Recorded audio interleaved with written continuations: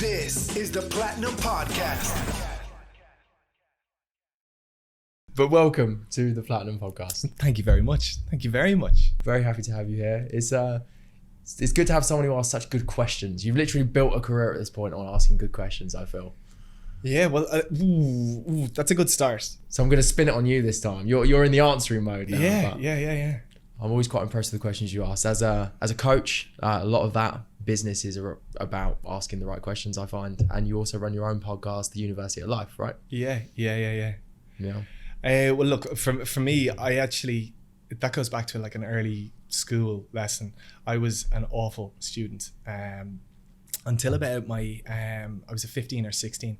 My teacher just said, Jamie, you can ask questions. It sounds ridiculous, but for some reason I had a block about asking questions. And then once my teacher actually said, here, ask questions, and I started putting up my hand, my grades changed, my understanding, my confidence, I started to actually relax because I knew what the hell people were talking about.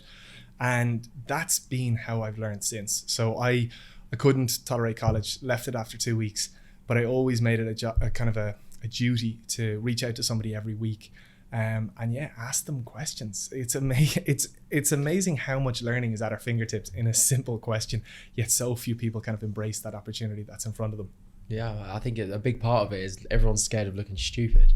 And yeah, absolutely. But like what I notice is generally the stupider the question I ask, the more people I can see kind of smiling and going, thank God he asked that, not me. They say, every time you ask a question, there's 6 or 7 other people that were dying to ask it, but a little bit too embarrassed. So you can actually win a lot of friends asking the wrong questions. So here you are making a career out of asking questions.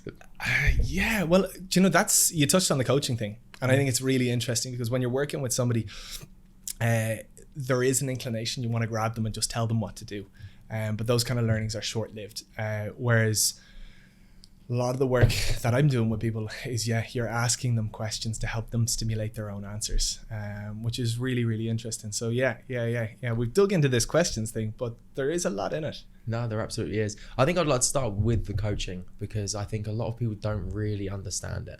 And there's a lot of jokes about life coaching and business coaching and all this thing, like, wow, teaching you how to live and breathe and just do that life stuff, but there's just insane value there because people can see stuff that you can't see. So can we talk a little bit about what coaching is from your perspective? Yeah, okay. So the first thing is that I really subscribe to an idea that no one can be a better coach to themselves than themselves.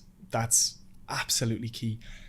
When I'm working with somebody, and I think when any good coach is working with somebody, bearing in mind, I'm coming from a background of interviewing over 100 plus coaches. Before I got into the space, I wanted to know what the good ones looked like, what the bad ones looked like, and what the whole space looks like. And the key for me is when you're working with someone is to meet them essentially as their best self.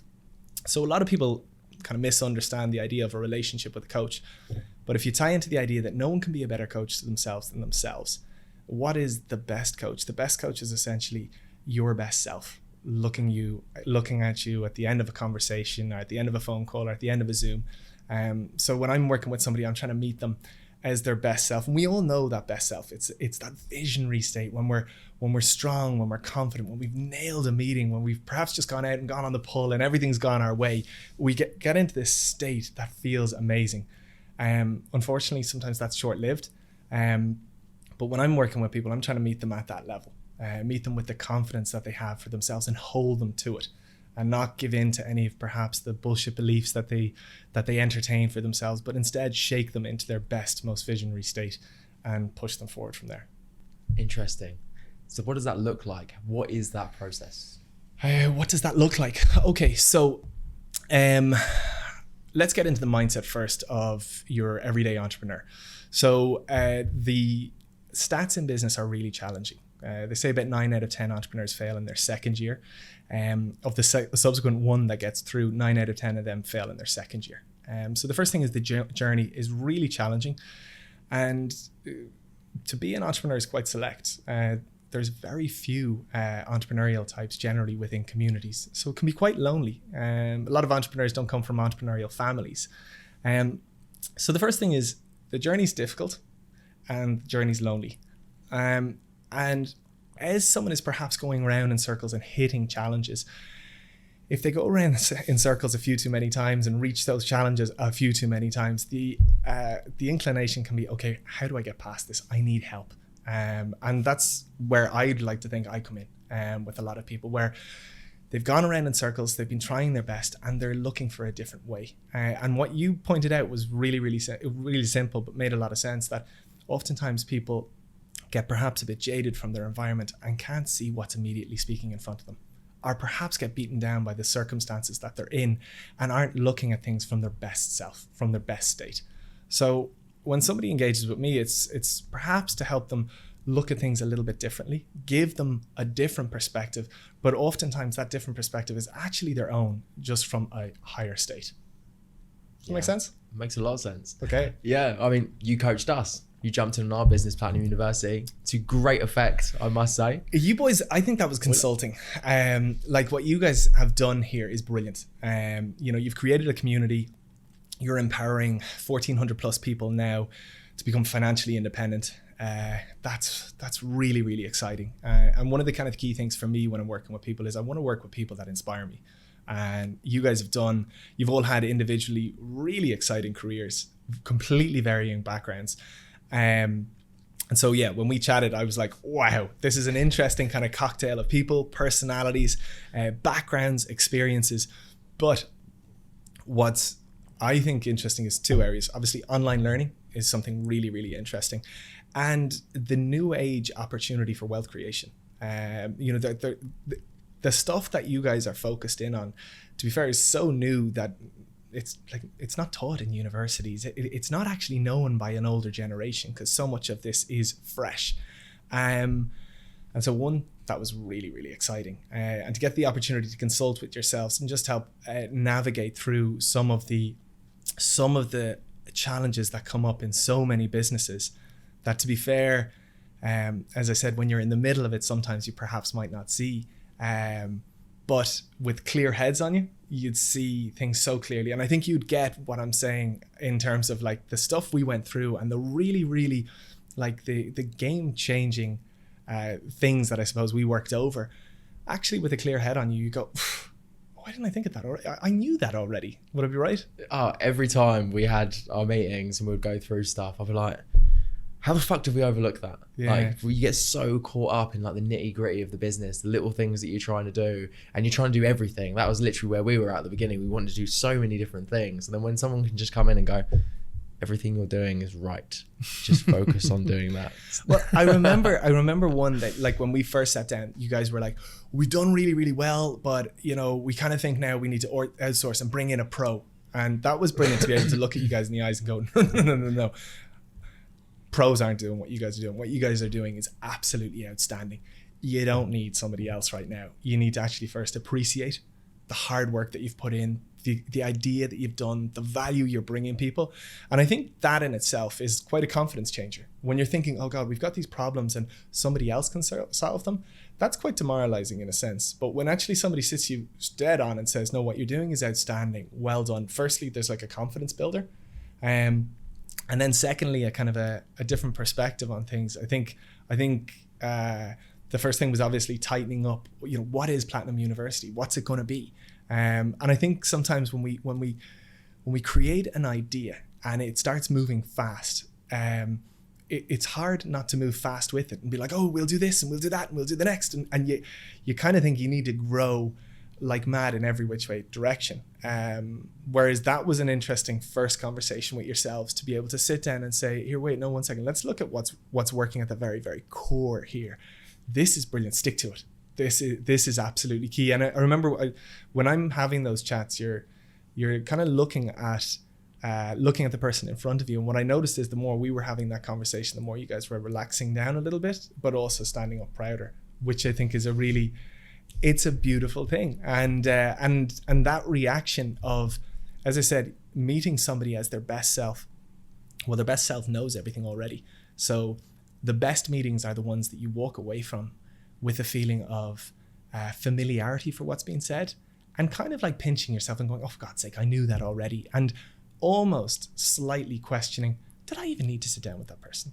And that's actually when, a coaching has worked really, really well, because those are the lessons that are so easy to integrate into your lifestyle for going forward. Whereas if somebody comes at you and they're talking a different language that you don't understand, they're making you so, I suppose, ill-footed that, you know, you really just don't know where you stand. A naive person might look at that and go, oh, this is amazing. This person's teaching me so much stuff I don't even know. But because actually they're talking two different languages, the two don't connect. And as a result, you get no long-term value. Yeah, I totally get that. That like Cool. My experience was exactly that. It was really, really interesting to go through, and there was a massive process of like gratitude towards the end of it, like gratitude to ourselves and what we'd achieved and where we got to. And I think it's when you get so caught up in the problems of a company, you end up fixating on all those problems as like a regular. You dribbling when you say I am dribbling, actually. When you're like, I'm almost getting emotional. Can we get someone in there to mop him up? Is anyone? Fantastic coach, doesn't dribble on himself. Highly recommend his services if anyone's interested. You know, that's I think, like, I'm here in a tank top, a pair of shorts. You're rocking underneath. it. You're absolutely well, rocking thank you. it. But I do think in business, and it's one thing that I'm very purposeful about. Don't want to wear suits. Don't want to speak in overcomplicated language. Don't want to come across as flashy or anything like that, because I think sometimes people get a little bit caught up on that. But in the business sphere, I think it's really nice to actually be relatable. For somebody to be like, yeah, that person, you know, they're not as well presented as their social media makes them out to be. Actually, they're human. And for me, as I said, being able to connect with somebody, that's how you help, I think, people communicate all the quicker and things progress and move forward all the quicker. So if you go back a couple of generations, people had to look up to their professors, had to look up to their teachers, and consultants, whoa, they came in flashy cars and even flashier suits. But with that sense of that looking up, as I said, I don't think that's good. So for me, I'm actually quite glad I dribbled all over myself. It creates a much more relatable circumstance. We all do it. Now you're going to start hitting me with some real heavy questions. Oh God, we all dribble. I'm happy to own up that I dribbled on my girlfriend during sex last night. How about that? That's a proud moment, right? Well, to be honest, dribbled or drooled? Drooled would make a lot of sense. It was a full-on drooling situation. Beautiful girlfriend, so that would make sense. Yeah, still not a good moment. Not really sure what happened. Just drooled. She was like, "Did you just dribble on me?" I'm like, "Yeah, I think I did." Just so everyone knows, it happens to us all of the worst times. It happens to the best of us. I know. Oh, well, I'll get over that one. It won't be the end of our world. So I got a little bit sidetracked. No, I was talking about gratitude. Then you were dribbling. Then I was dribbling on my girlfriend. This is how quickly it gets out of hand. No, you were digging into the whole journey of essentially coaching or consulting, and it was great that you brought up. I didn't know you were actually going to be happy to open up about working with yourselves, but working with yourselves, it's an incredible journey. Getting to see, like, the fulfillment from my side is quite interesting. There's a nice saying, it's Zig Ziglar: if you can help enough people get what they want, you'll never have to worry about what you want. And for me, I come from a background of 15 years entrepreneurial experience. So set up a big events company, set up a big marketing company, and a big media company. So I've loads of my own experience, but I had so many more ideas, and I used to get quite deflated because I didn't get to realize them. Whereas now, and it's interesting how it's kind of taken shape in this kind of consulting space, it's lovely seeing people's ideas, and you get quite attached into them when you're working with them, and it's beautiful to see them progress and grow.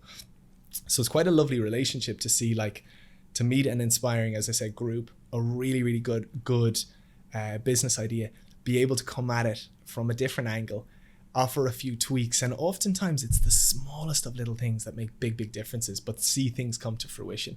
It's fantastic. So yeah, it's a very passionate profession, if I'm completely honest. I fell into it over the last year, 18 months, but it's been savagely stimulating. Yeah, it's been amazing. Like, just watching it, like the level of investment that you have, like, just when we're having the meetings, we're going through all the different things, you can tell that you genuinely give a shit about what it is that we're trying to achieve. Thank you. And it's beautiful. It's beautiful. And yeah, I'm absolutely open to talking about this. I could see why some people wouldn't, because you're kind of coming from a point, oh, we needed help, we needed kind of like consultation on our business, but that's how business is. So this is the new age where guys are open, they're vulnerable, they're able to say, I need help. Again, it's so new. Generationally, I'm 33, if you talk to a consultant 44, they would say, you never expose your weaknesses, you present yourself in the best suit, you sit up tall. Did you just drool? delete the footage. Whereas we're, as I said, this new age, and I think it's so important. Like, you know, you're sharing this in a podcast. It's so important that the new age of entrepreneurs realize that it's okay to be human. It's okay to be vulnerable. It's okay to make mistakes. The sooner you make mistakes, the sooner you learn from them, grow and prosper. That just wasn't there 10 years ago. So it's a real cutting edge in what you guys are up to. Yeah, it's got to be done. That's how you grow. You have to be open to feedback, right? If I was just sat here thinking I was the man all the time, that's how you end up fucking up your whole business, because no one knows it all. I know you're saying this with such clarity, but as I said, this is all new. This is so new. So it's great. Yeah. So lesson to anybody out there: reach out, get help. If it's not in your genius, give it to somebody else who's better at it than you. It's no shame. Actually shocking. Like, there's a thing in the coaching space, like, I was about to say no one wants a cheap coach, but it is actually true. Like, firstly, if you identify a problem within your business, like, it's great because that's an opportunity for improvement. But then in engaging with somebody, engage with the absolute best person you get, because the value you can get from a consultant in an instant is, like, the bigger the business, the smaller the little piece of advice can roll out and create incredible gains for people. I think people have realized that. Say, for example, say with yourselves in crypto. Loads of people had a weakness for crypto, let's say. They just didn't know. It was something that people talk about. Was it a scam? Was it not? They didn't have a clue.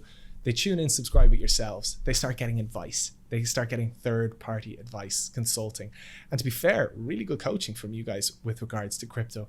Suddenly, it doesn't become this space of confusion, but it's actually a space of confidence, of strength. And then, in a lot of cases, empowering wealth behind them. And so that exact example of, say, for example, say crypto, relates in all other aspects of life. It could be, Jesus, I fancy this girl, but I'm hopeless at dating. Get a dating coach. Put your hands up and say, you know what, I want a dating coach. You'll be amazed. Your pulling power will go through the roof. And it could be that. It could be anything. Public speaking is, like, you know, a lot of your audience are obviously entrepreneurial. Public speaking is, I think, one of the most accessed coaching spaces for entrepreneurs in their kind of first year or two, because they need to know how to present. Business coaching overall, and kind of what I do, business consulting, I think it's such a no-brainer. You know, if you've got a good idea, if you're getting stuck into business, why go at it your own way and learn from all the easy mistakes that throttle you along the way? Why not engage with somebody who's been there, done that, can hold your hand and help you essentially smash through and do perhaps what people might achieve in 5 years in your first year? That's the kind of thing. And of course, at that point, what's that worth? It's kind of priceless. For sure. So what do you think is the biggest barrier to people? You say, like, it's a new thing, people actually reaching out and being open to this help. What do you think the biggest barrier is to stopping people from doing that on a broader scale? Oh, it's our confidence, it's a vulnerability. It's a hard thing to say, shit, the way I'm doing things isn't working. I'm going around in circles here. And so there's a slight issue there where we have to look at ourselves in the mirror and go, things aren't adding up the way I want them to. And that's a hard conclusion to come to. But that's not the whole journey. For me, I think a lot of people don't want to admit that and will run away from that as much as possible. But when you get there, I think that's like half the battle of saying, okay, things aren't adding up the way I want them to on my accord. What could I perhaps do to transform that, to jump over that? I think those are the challenges. As I said, we run away from our weaknesses. We don't want them exposed. So that sense of ego, that sense of being exposed is really, really challenging to get over. But coming face to face with that and then realizing that, I think is key. The other part then is actually trying to find, who can I engage with? The unfortunate thing is that in the self-development, self-help space, there's a lot of types that make a fortune out of essentially taking advantage of people that are vulnerable. And that's the normal world, because a lot of us are looking for a quick fix. And so we type into Google, business coach, first coach that comes up, bang, he must be amazing. No, he's actually just paying the most for his ads. He's got really good marketing. Really doesn't mean he's good at his job. Exactly. So I think when we're faced with a problem, and as I said, it's in varying spaces, but whatever that problem is, the first thing is actually just leaning on those around you and having a conversation about it. And you'll generally find that somebody within your circle, or perhaps extended circle, has been there, done that, and has somebody to recommend. And for me, when it comes to coaching, when it comes to development, I think it's really important that people lean on their networks for recommendations rather than perhaps get manipulated by searches or things like that. Or if you do go to searches, have chats. Take the process slow, because at the end of the day, a relationship is formed between whomever it is that you're working, and it's so important that you can really connect with whoever it is that you're working with. It's not this case that you look up to them and you're inspired, but no, you can actually really, really connect. And that perhaps takes a couple of interviews to get there. I'm on a waffle phase here. I mean, what I took from that is find yourself a jolly Irishman, sign him up, get involved, and get him a consultant. Yeah, I'm like hands in the air. I'm actually quite intimidated of your audience, because like anytime I've gone to the UK as an Irishman, it's like, you fucking potato. Yeah. But yes, find yourself a jolly Irishman. The English are pretty brutal. This is one thing I've realised in Bali is like the English have the most brutal sense of humour there is. Yeah. I like, to be honest, there's so much fun on the piss. Great crack on holidays to link in with. I think your sense of humor is very similar to ours, like how we're all so dramatically intertwined, but wow, do we like slagging each other. Like, it's where the true love's at. Yeah, in my opinion. I dated a girl from America for a while, and she came over, and in her first kind of couple of social engagements with me, she was like, Jamie, I'm a bit worried. I think your friends really don't like you. And it was quite a kind of conversation. Were you dribbling in yourself in the pub again? Yeah, I probably most definitely was. But like, very difficult to be like, no. The harder they slag you, the more deep our relationship is, because we can go there with each other. She didn't get it, but then she got it. Actually, it was quite funny seeing her trying to get it and then being like, slagging some of my friends' girlfriends way too hard, way too quickly. She missed the boat on that one. Missed it. Went straight in like, I fucking hate your face, and like, you've just said hello, you can't do that. Honestly, it was like, you're such a fucking slut, and the whole conversation was like, no. But it got there. Yeah, it's a hard old journey teaching Americans humour. Right. It's not the easiest one. Sorry, Americans, you're just not as funny as If English only people. they could be more like us Irish and English. Indeed, and they'll probably be able to handle their drink better. See what I did there? Yeah, that'll make a hell of a lot of sense. Cool. So let's talk a little bit about your business journey. You've talked a lot about the realizations you've had as a coach and the things that you try and instill in the people that you're coaching. When did you come to these realizations yourself that it's okay to reach out for help? Okay, so for me, I had first thing is background. I was in an all boys boarding school. We got out once a month, no mobile phones. Everything was kind of lived by a bell. And I remember watching a movie called The Hurricane. It's with Denzel Washington. It's amazing, but there's a great thing. It's like, don't serve the time, let the time serve you. And I remember thinking of boarding school as like a prison. But I became quite into self-development. I was really interested in kind of self-experimentation. Sounds a bit odd, but when you're living... What were you doing to yourself in boarding school? All sorts of things. But my brother gave me the book, The Game by Neil Strauss. It's essentially applied social psychology for seduction. It's a bit of a creepy book, mate. Honestly, I actually think it's a really good book if you take it with a pinch of salt. And I think that's the key for every book. When you read a book, people are sharing their lessons, their learnings, and that works for them. We're all individuals. And so it's nice to, as I said, take it with a pinch of salt. But in terms of like helping people work with their confidence and understand how others are, it can be it can be a very positive book. But a couple of weeks later, I went to UPW, which is Tony Robbins' Unleash the Power Within weekend seminar. And it's very interesting. Neil Strauss's book is all about neurolinguistic programming and understanding how to work a crowd, understanding how to use little psychology tricks to, I wouldn't say manipulate, but certainly help. And Tony Robbins was like seeing all the book in action in a self-development sphere.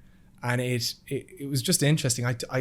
That set me off in this, I suppose, journey. I was 16, 17 at the time, and just blown away by it. It gave me a different perspective on life where, you don't have to go the normal route. You can question it. And all these kind of sayings kind of started to develop in my head. Like, if you want to be successful, look at what everybody else is doing and do the opposite. I think that's really, really interesting. So I had a huge amount of curiosity for looking at things differently. And then as I said at the start of this conversation, we went into that. There's a guy called Brendan Shalvey, a teacher of mine, who said, Jamie, it's okay to ask questions. And it's funny when you look back, it's the smallest of little bits of encouragement that can feed a huge drive forward. And for me, being told, oh, it's okay to ask questions. I am one of those annoying people, if you're at a conference, who asks a question, then asks another and another and another and another, but I feed off them.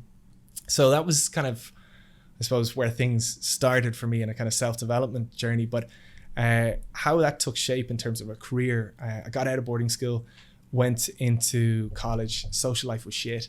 Didn't want to go without it after 6 years of an all-boys boarding school, so started hosting parties myself. Okay, let's talk a little bit about the party, shall we? Yeah. Well, so this is like 18, 19. I was hosting, like trashy student nights. But 4 years later, I was hosting 30 nights a week to 20,000 students every week. I say across Ireland, the UK, it's really Ireland, North and South. But that was incredible. And that developed from like college discos to teenage discos to corporate nights to concerts. So went into all the EDM music. So brought like Hardwell, Nicky Romero, Dimitri Vegas and Like Mike, brought all of them to Ireland. Then went into like Deep House, so Lee Foss, MK. I was the guy that got to bring those DJs, host them for concerts. And it was really exciting work. Kind of reminds me in some ways of yourselves in terms, we built a big community. It was so much fun. And we made a ton of money at the same time, which was really cool. I then got into online media. So I created 2 online magazines. One was called collegetimes.com and the other one was called teentimes.com.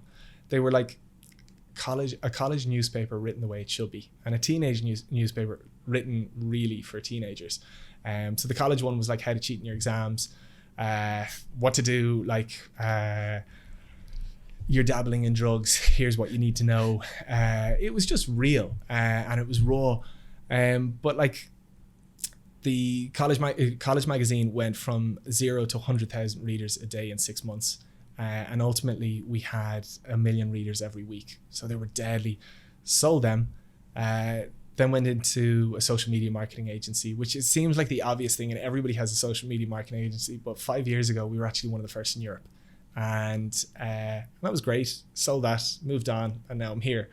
I have to stop you a little bit because you skirted over the parties. We talked about the nice little parties that you did. What other parties did you do, Jamie? Is there anything else? Yeah. So there's an interesting backline to all these, right? So I say I went to college, the social life was crap, and rather than going without, I went about hosting parties myself.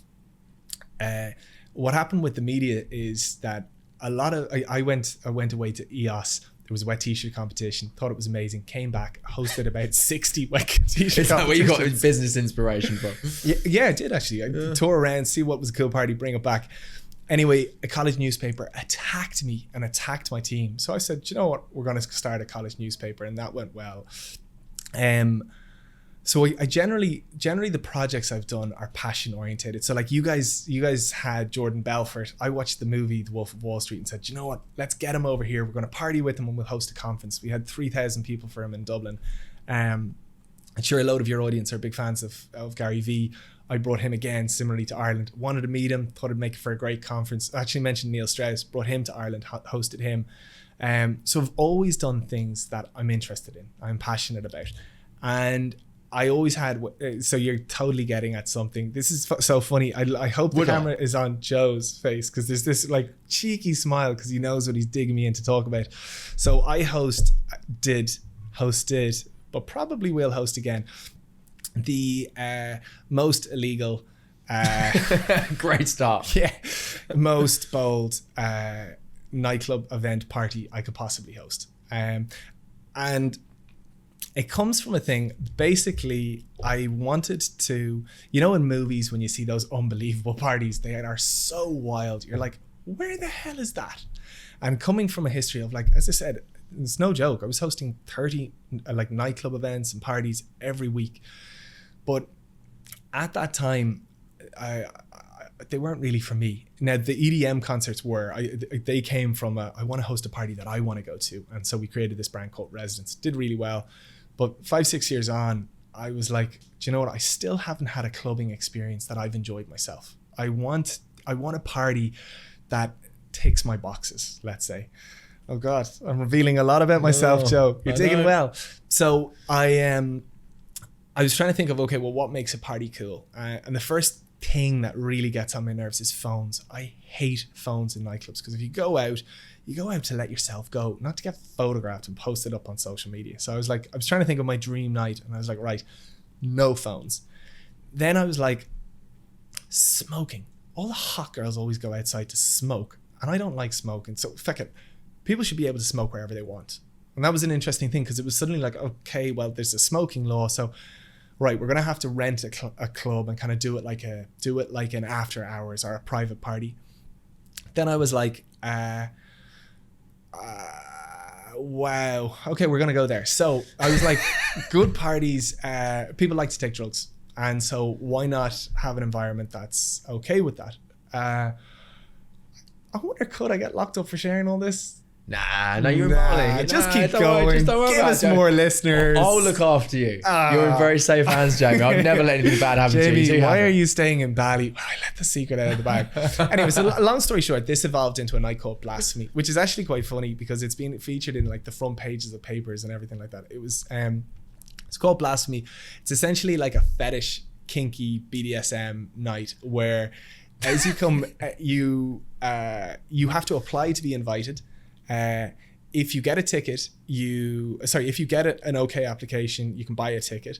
The venue is released an hour. I need to pause you just there. Shoot. I need to ask about the applications that you received. I mean, did you just get people like wearing gimp masks saying, look, I'm the perfect fit? Yeah, you know what? I'll whip out the Instagram in a little while and show you. The applications were outrageous. But an interesting thing about this party was I wasn't looking for the prettiest of people. I was actually looking for the most expressive people. So to be fair, a lot of transgender types, a lot of hardcore fetish types, a lot of swingers, a lot of exhibitionists. They are what make a party. So what I wanted to do with this is I wanted to topple Freddie Mercury's house party. That was this is so funny. We talk about coaching at the start, and now it's like, I wanted to topple Freddie Mercury's house party. I wanted midgets in gimp masks. Yes, actually, yes. I wanted this to be, because a night out is meant to be multi-sensory, multi-stimulating. Like, the reason why people are taking so many drugs on nights out is because the nights out are crap. Like, the reason why people get such downers is because the nights aren't stimulating. So I wanted an experience that was out of this world. And so, yeah, we really pushed it out to all the people that might perhaps be almost like pushed aside in other clubbing environments. No, they were on the VIP list. And the more extreme, the more extravagant you were, let's roll out the red carpet. Because those are the trendsetters. Those are the ones that give other people permission to let themselves out of the bag. Did you get me? Okay. So yeah, you apply for a ticket. We invited a lot of people. If you got an application, you could buy a ticket. You'd get a heads up by email an hour before the event starts. You come to a location. It was generally like down a laneway, another laneway, and another laneway. And then you'd come in. You'd sign a confidentiality agreement so that you wouldn't tell anybody about it, and a consent agreement. You consent to whatever goes on in there. It's important letting people know, look, you're coming into a highly sexual environment, so there's no like issues thereafter. What are the limits of consent now? What can you actually legally consent to? It's interesting. When you get into more sexually educated arenas, people are much more in tune with their boundaries, much more in tune with their wants, and actually it's a really, really safe space. I would say that this was a more safe space than most of your average nightclubs, where you'll get groped whether you like it or not. But in terms of what goes on, like there's a lot of exhibitionism. So there's like a dark room, but like most people didn't even go into the dark room. So people will be having sex openly. People will be having sex in groups openly. It was quite a wild environment to come into. Wow, I can't believe we're no strangers to these environments, are we, Jamie? Look at you. So yeah, you'd sign a consent, you'd sign a confidentiality agreement. You come in, there's changing rooms, people get changed, and they came in the most amazing outfits. It's all that kind of like that BDSM fetishy gear, but like people will come in with wings, people will come in looking just out of this world. I mean, why wouldn't you go with wings? Why wouldn't you? Do you know what's interesting? Like basically, people dress towards their fetish. So for example, say like a unicorn is somebody that likes engaging with couples. Would dress like a unicorn, letting couples know. Is that the terminology? Is it? Yeah. Interesting. So that's why sometimes you see a unicorn horn in Tinder profiles. That's saying I'm open to engaging with couples. I've learned something very valuable today. Boom! Look at this. Knowledge bombs, not just crypto. Oh my God. Scott Gunn, little shout out there, just so you know. Tinder, unicorns. Note that one down. Wow. Okay. So anyway, and yeah, like it was really, really, really good techno. Brought over, like, Ireland actually has incredible DJs, and so we brought in. There's a club in Berlin called Kit Kat that is like the pin up for this space, and we took them in. Sorry, we took one of their DJs over to host these.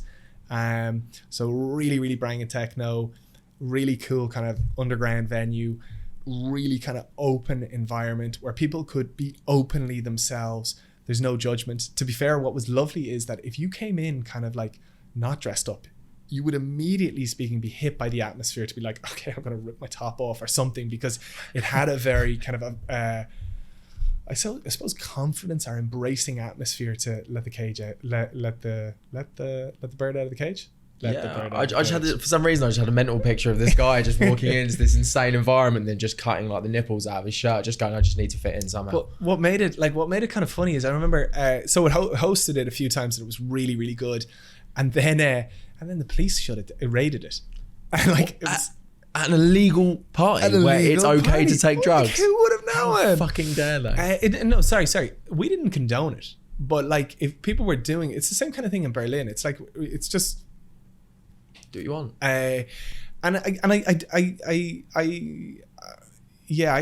really, really think the drug policies in countries are absolute bollocks. It's important to, I suppose, express a personal perspective that actually if people were a bit more open about it, we'd get to learn a bit more about it. And I think the trouble as a result will go right down. And there's countless examples of where that's worked really well. So anyway, yes, the police, it was so funny. I remember seeing them at the door and they came in and they were like, we're here to inspect. They knew exactly what was going on. Somebody had given them a heads up, and I was like, I really don't think you want to go in there. And anyway, they go into the club and there's some poor naked guy tied to a cross being spanked. And then they how'd you police that? What'd you even say? Well, like they just were in such shock. And then I've got a consent form. But then like some guy who's actually a very, very well regarded politician, which is kind of funny, right? Thought it would be hilarious. He had been handcuffed, and so he walked up to one of the guards and said, "Could you please handcuff me?" But anyway, they closed that one down. We did it again, closed it down. We did it again, closed it down. How do they keep finding it? Who's the grass? So interesting. Like there's always people that just get their skin up against things like this, but actually it kind of adds to the atmosphere. This underground night, so bold that it's getting shut down. So good marketing. Honestly, absolutely terrifying, but an interesting experience. So yes, Joe, that is the thing I was kind of skimming straight past. I'd say anybody watching this, they're like, oh, I wonder why he gave us the abbreviated version. Yeah, no, I think that version was far more exciting. That's an exclusive. I've never talked publicly about that. Have you not? No, oh, good on you, Joe. I'm really happy to drag down out of you. If I see this on a fucking social media post, I'll be like, you have inspiring guys giving these great quotes, and then me being like, and so the guards shut us down. Platinum University, home of entrepreneurs and remote online business. But do you know what? It is important. Like when you're talking about encouraging entrepreneurship, there's no there is a lot of snobbery in entrepreneurship, and a lot of people, as I said, try to show themselves off. But like those nights were amazing, and I remember one of my friends having a go at me, and one of my other friends I was about to say something, and he pushed in. He's like, "Do you know how complicated it is to host a night like that? Do you know how challenging it is?" And like it is interesting the actual amount of work that goes into that. The cleaning bill alone must be cleaning astronomical. Bill was horrific. But no. Like it is interesting just in business that sometimes people, when they're looking at their entrepreneurial aspirations, will say, oh, do you know what? I want to do something amazing. When in actual fact, when you sometimes look at the dark corners of our world, there's small fortunes to be made and not as much competition as you think, because as I said, people are chasing the praise. They're chasing the shiny business opportunity and ignoring perhaps the low hanging fruit elsewhere. And certainly when it comes to clubbing, so many clubs just do the same old thing that there's very little in the, I suppose, on the outside spaces. I think it's safe to say that, given the quote of see what everybody else is doing and do the exact opposite, I feel like you've embodied that particularly well with this example. Yeah. Look, for me, I've tried my hand at a lot of stuff, and I really think there's huge stuff to be learned. Like I learned a massive amount about myself. I learned a lot about business through that experience. And you learn them from everything you do. I think just I think perhaps sometimes we just think a little bit too much, and that cuts us off from, one, really living, and two, really learning. Would I do those nights again? No. Oh my God, the risk involved was scary as hell. But did I learn a lot from them? Yeah. Did I get a lot from them? Yeah. And did it push me on in another direct journey? Absolutely. Yeah, and I think it's one of those things. I think in business, everyone gets a little bit too caught up in the suits and the bullshit. And I think ultimately there's these extreme environments where you push yourself into really odd situations that really help you develop and grow as an entrepreneur. Yeah, like I have a funny enough story. Basically, at one stage I fancied myself as like a multi-millionaire. I was 25, 26, really cocky, really arrogant, and thought I was worth a small fortune until we got a CFO into our company. We had 42 staff at the time. What's a CFO? A chief financial officer. At that stage, when you have 42 people, when you're working with brands around the world, as I said, we had these 2 magazines that had a reach of 1 million 14 to 24 year olds every week. So we got huge opportunities to work with brands. Got very carried away with ourselves and very free-handed with regards to money. And I kind of caught on that, you know what, things aren't adding up the way they should be here. We're partying a bit too much as a business, and what's going on? So anyway, brought in a CFO, and after thinking I was worth millions, he turned around to me. He was like, look, I'm really sorry to tell you this, but you're actually in debt to the tune of, let's say, 400,000 or 500,000. And he goes, by the time we're going to be able to stop this, you're actually unfortunately going to be in debt to about 750, possibly even £1 million. And that's an unbelievable transition. And anyway, it's just what you said caught on to me about that. There's an obvious thing. A lot of entrepreneurs, when they hit that kind of a dead space, they go bankrupt and they walk away. One of the kind of more inspiring guys I've had in my life is a guy called Garvin Smith. He's an incredible dude, and we were best friend at the time. And he held me and he was like, look, don't do what everybody else does. You know, everybody else goes bankrupt at this stage. How about you have the awkward conversations with your staff? How about you have the awkward conversations with yourself? How about you just try and go a day further and a day further? You know, if you're going to get closed down, let them literally shut you down. Let the police knock on your door or whatever it is, but just fight as much as you can, because you'll be shocked at how much you'll learn from that, the stress capacity you'll develop, where you'll grow, and how much it'll stand to you. So epic advice. It's epic advice.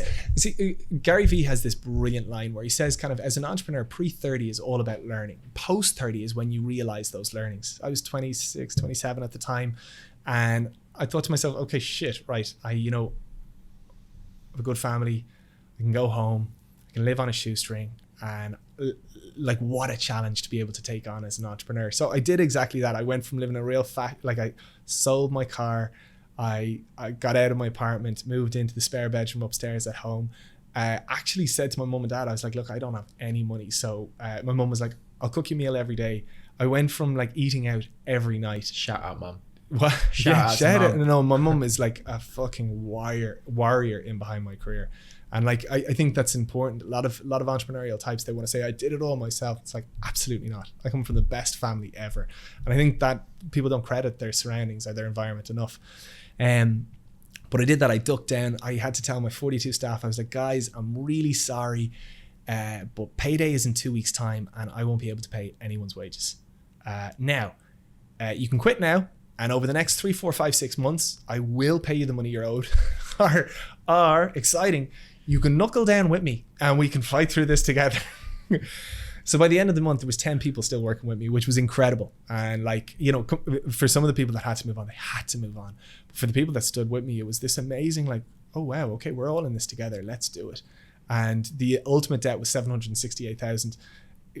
Horrifically, it took me actually 5 years to knock off. 27, 32, no, 26. Anyway, about that. And that advice has stuck to me since, that, yeah, 100%. If you persevere through challenging times, if you don't back away from them, if you put your head down and you just put one foot in front of the other, if you take things day by day, you will be blown away with what you'll take from it and where that will lead you, essentially. And I think a lot of us think too much about our careers or what we're doing or what we're involved in, as I said, pre-30. pre-30, and I know a lot of your audience are pre-30. Pre-30 is the time as an entrepreneur to experiment, to trial, to do stupid things, learn from them, grow from them. And then when that marker hits kind of 30, it's like, okay, right, let's capitalize on these learnings. Let's kick up for going forward. Yeah. And what did that look like to your ego, to your identity, when you had to go from being that guy that's driving? I'm assuming you had a nice car at that point. You're driving around loving life, and then all of a sudden you're back at mum's house. Yeah, I was so ashamed because I was so proud of the people we were hiring. They were all really popular types, really cool types, really good people. And I was also like, you know, as entrepreneurs, a lot of our confidence is literally entwined around what we're doing. And when that crumbles very publicly, it's horrific.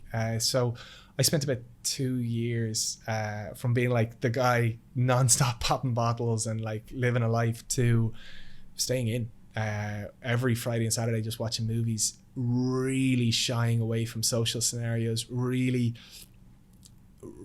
just rethinking things, if I'm honest. Like, it's an amazing thing when you're very successful and you've got a lot of money in behind you. It's hard for those around you to tell you hard truths, because hell, it's so much fun to be around you. You're spending money for this, and you've got this great opportunity and a VIP here. So no one wants to tell you you're an asshole. And to be honest, because they're not telling you, and because you're not used to those conversations, if somebody does, you act so irrationally because hell, everything you're doing is right. You're so successful. You're the man. And so unfortunately, pre that scenario, anybody that was a good friend that had told me those harsh truths, I had really pushed myself away from. And I had surrounded myself with a lot of people that, as I said, were riding a fantastic wave. And those are the first to go when things hit the fan. And it was really hard because, you know, you lose your business for what you thought it was. You lose your confidence around that business again for what you thought it was. Those that you thought were closest to you, they're not there anymore. And you kind of find yourself realizing, oh God, those people that I was an asshole to were actually being really good friends. I need to have some really hard conversations. And I remember one of them in particular, saying, do you know what, you were a complete asshole. I'm so glad you're saying this to me now, but I just want to know you were a complete asshole. Take the time, keep going deep, and I'll be here for you in the end of the day. But like, hard having those kind of conversations. Hard, you know, I said that my mum came massively in behind me, but the fact is I was one of those entrepreneurial types that worked 16, 17 hours a day. All I thought about was work, missed birthdays, missed family occasions, wasn't sensitive, didn't really communicate with my family. And so I was disconnected from my family too. So it's amazing when you're sitting there, your business is gone, your bank balance is gone, your social circle's gone crap. Your sense of who you are is just, it's empty. And so, yeah, I went into hiding, didn't go out, really kind of dug deep into myself, had a lot of harsh conversations. I diary all the time. So I went back through my diaries, and I went back, like even back through text messages and everything. And I remember just looking at myself and going, oh my God, I am such a knob. I was such a knob. But little by little, like, what was really inspiring was those 10 people that stuck by me. What was really inspiring was, as I said, my mum saying, what was really inspiring was my brother, my sister, my father, saying, right, let's forget about you being a knob and working on Christmas Day and being all stressed and ruining holidays. Let's move up forward with things. And also seeing those friends that turn around and actually are really there for you. And they say those situations, if you overindulge them, they break you. But they can be those making and defining moments. And for me as an entrepreneur, I look back on that and I thank God for that guy Garvin giving me that advice to put one foot in front of the other.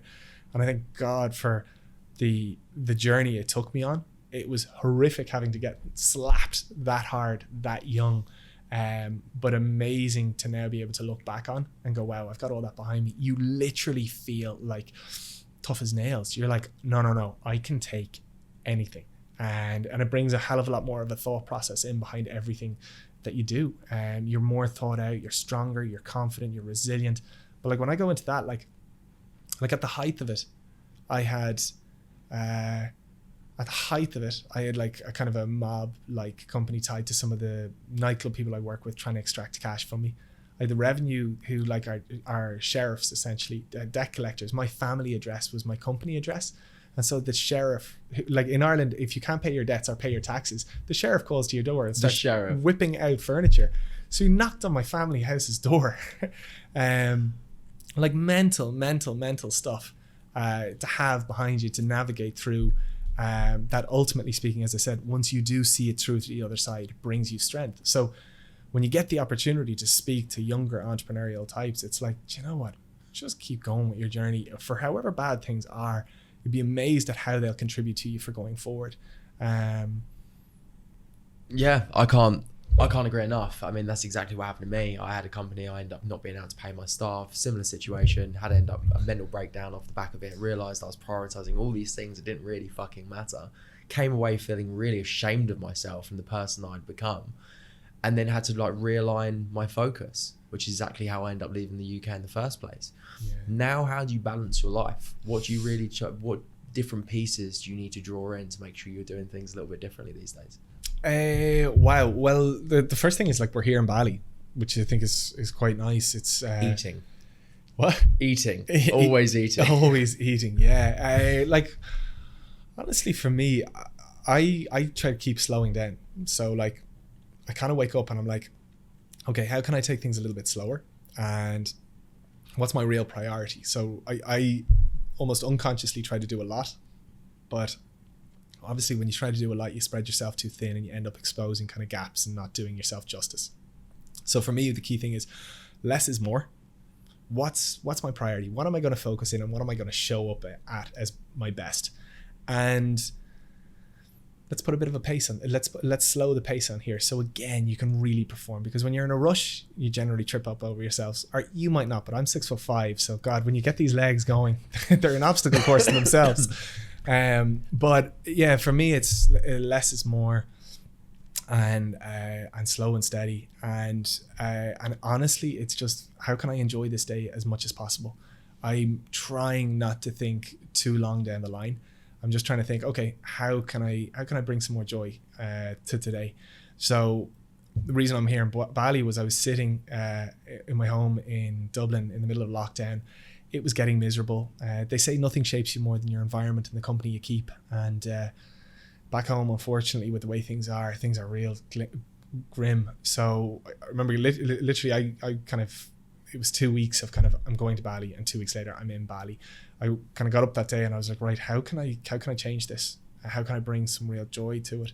And now that I'm here, it's little things. It's like, okay, you said eating, but it's like, okay, how can I eat a good meal here that's going to make me feel great and set me up for tomorrow? How can I do some good exercise that's going to make me feel great and set me up for tomorrow? How can I show up in a meeting that's going to do great and set me up for tomorrow? How can I engage with somebody and really engage with somebody that, you know, is fulfilling and growing and sets me up better for tomorrow? The key thing about that is I think too many people are obsessed with, let's say, networking. They're meeting too many people. Hell, you can barely even remember people's names when you're meeting too many people. Say when we touched on eating, sometimes people are like looking at a meal going, oh, that's delicious. They overindulge and they feel sick thereafter. Or sometimes when it comes to sports, they might do something really over the top and be sore for 3, 4, 5 days. So my kind of thing is this like 1% daily method of, you know, I'm going to, as I said, zone in on what's really important, take things slow, and ideally set myself up to be that little bit better off tomorrow. There's no major big goals around that. There's no mad, crazy 5-year plan, 10-year plan. There's just a belief that if I surrender into that, that will set me off on a trajectory that will exceed whatever goals I might have for myself in 6 weeks or 6 months down the line. And that after, like I touched on a thing where I went on this mad journey of interviewed 100 plus entrepreneurs and then 100 plus kind of therapists, coaches. And that was the kind of the core philosophy that I took from them all. And when it comes to like, Jamie, what do you do with clients? That's essentially it. I help them focus. I help them slow down so they can really, really perform. And then I get them just to put one foot in front of the other and show up to be that little bit better off tomorrow as a result of what they've done today. And it's, as I said, incredible seeing the difference when people go for that way of life versus the big major lofty goals that, to be honest, in most circumstances are more burdensome than anything. Yeah, I'm buying more and more into that kind of way of living. One, I find it a lot happier and more fulfilling. Like my days are great. They're really good fun, yeah, speaking. Where do you stand on the whole grind ethos these days? Yeah, I think it's pathetic. So when I was that entrepreneurial type that I was trying to make myself sleep less, so I was setting my alarm clock 5 minutes shorter every day. I was trying to clock up more hours in the office, and I was grinding. But unfortunately, we are fueled by the quality of our life. And so what I mean by that is the energy that we have comes from the happiness that we have, comes from the relationships we have, comes from the quality of life we have.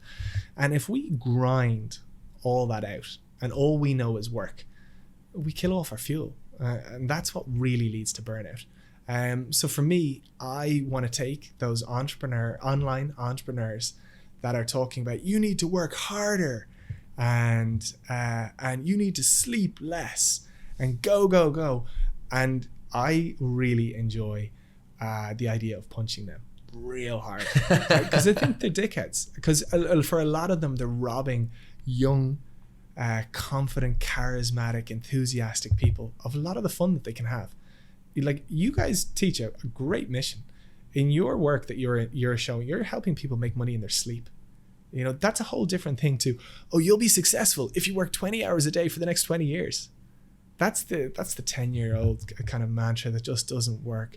There is a completely different way of life where I work 2 hours a day, sometimes 3. I make more money now than I ever have.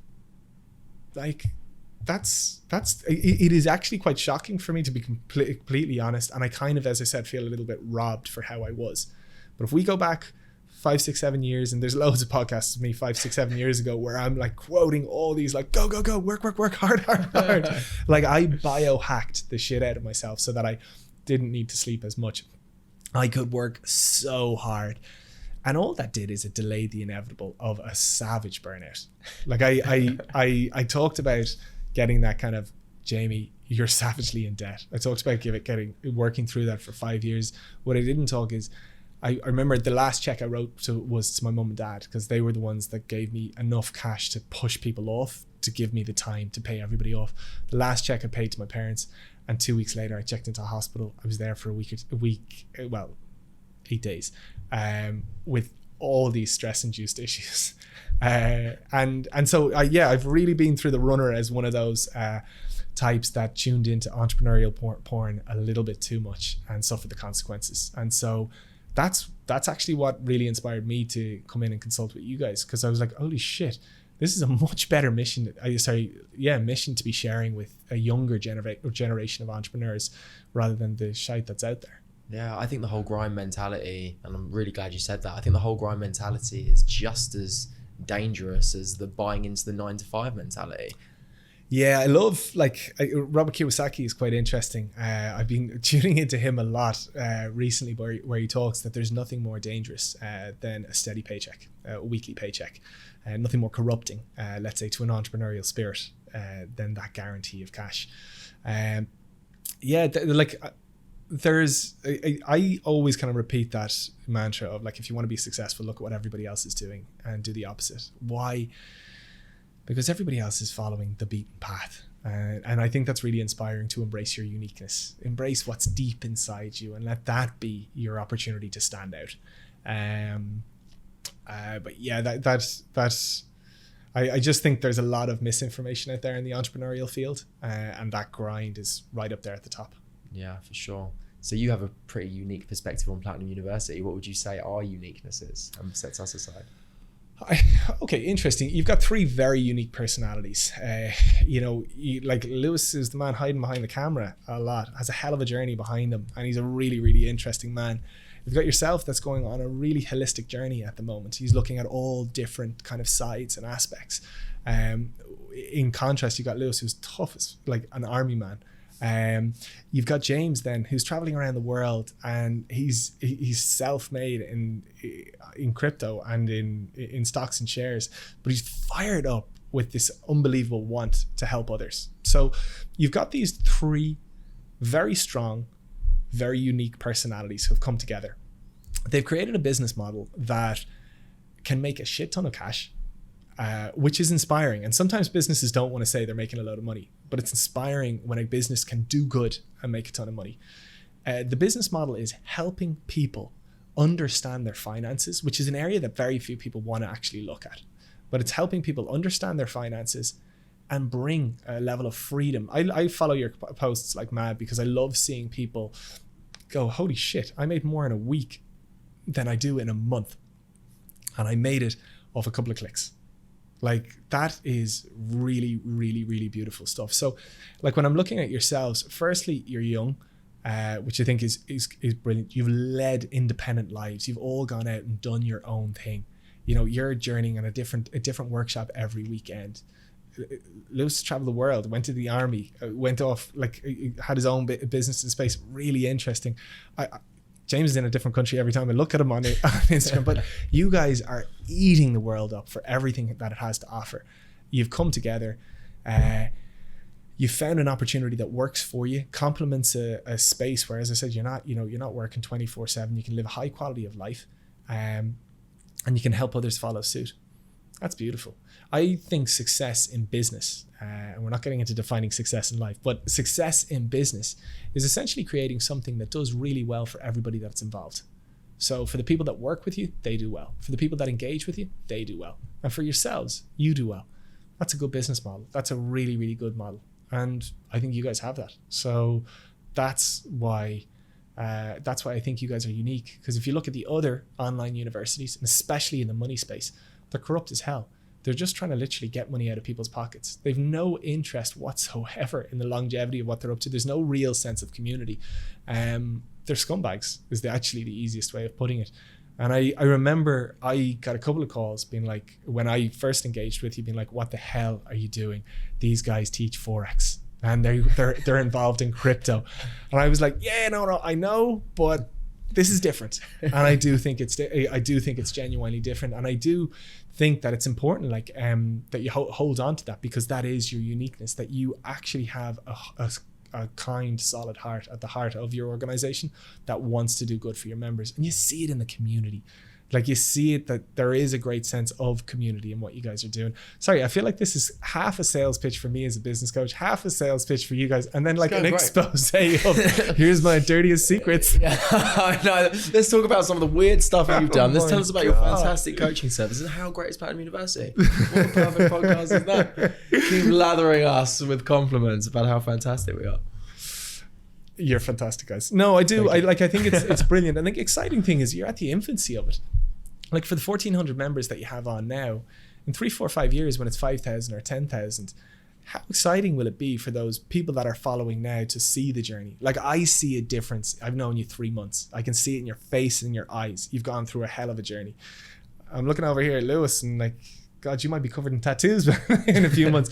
But like, it's a beautiful thing when you get to see something developing right in front of you.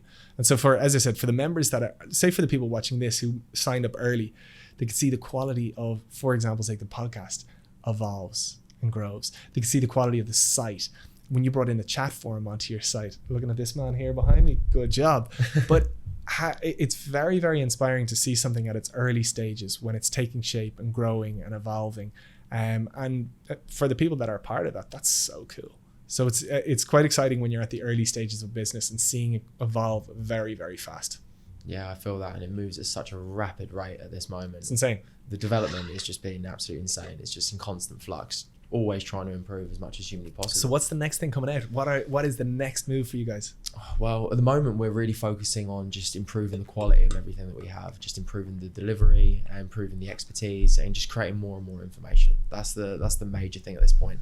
And then really zeroing in on individual experience, because so many people are starting to really make money now. They're starting to really progress and really develop in their journeys. And that's really exciting. I'm looking forward to a year's time when there's the self-made millionaires of Platinum University. I cannot wait for that. We're actually closer than that, you'd believe. There's probably about 8 or 9 people in the community right now that are close to becoming millionaires off the back of, like, it's crypto especially.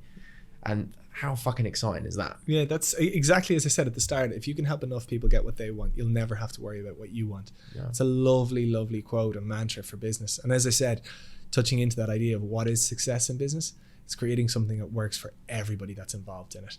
And that's, that is few and far between out there in the business world. And as I said, especially so in the finance space. So That's your uniqueness. Thank you very much, my friend. I appreciate that. I want to touch on something else that you said. You skirted away from the success in life element of things, because obviously it's a subjective thing, right? Yeah. But you take a very interesting approach in terms of business coaching and life coaching stuff you do, because I think you take a very holistic approach.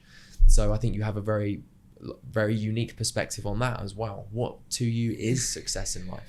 Well, okay. Well, first, let's just touch into that kind of theory in business. So a lot of people are kind of distracted by their professional success and they disregard their personal success. And for me, how you are personally in your personal life reflects itself in how you show up professionally. So when I am phrased as a business coach or consultant, really, it's actually kind of like a life coach in hiding, but it's on steroids.